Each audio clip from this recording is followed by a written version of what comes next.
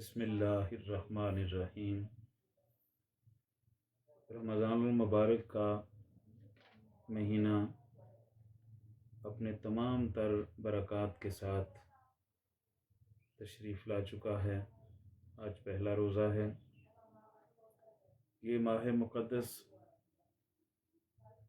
اتنا عظیم ہے کہ اس کے پہلے عشرہ کو رحمت، دوسرے کو مغفرت اور تیسرے کو جہنم سے آزادی قرار دیا گیا ہے۔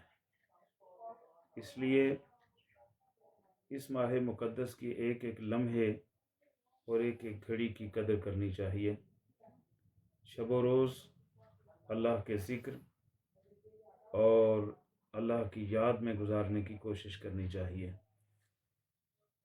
درود پاک کی کثرت، استغفار کی کثرت اور قرآن حکیم کی تلاوت کو اپنا معمول بنائیں۔ نبی کریم صلی اللہ تعالیٰ علیہ وسلم نے ارشاد فرمایا، سیدنا عثمان غنی رضی اللہ تعالیٰ عنہ اس کے راوی ہیں کہ حضور علیہ الصلوۃ والسلام نے فرمایا کہ خیرکم من تعلم القرآن وعلمہ، تم میں سے بہترین وہ ہے جو قرآن سیکھے اور قرآن سکھائے۔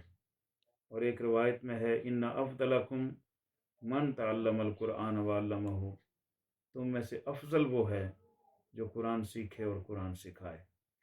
قرآن حکیم اور رمضان کا تعلق ایسا ہے کہ رب کائنات نے رمضان المبارک کا تعارف ہی قرآن کے حوالے سے کروایا ہے۔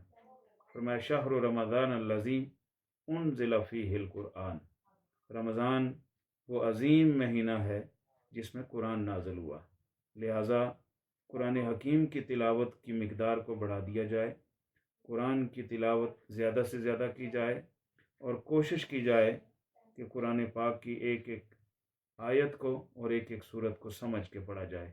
اللہ تبارک و تعالی ہمیں اس کی توفیق عطا فرمائے۔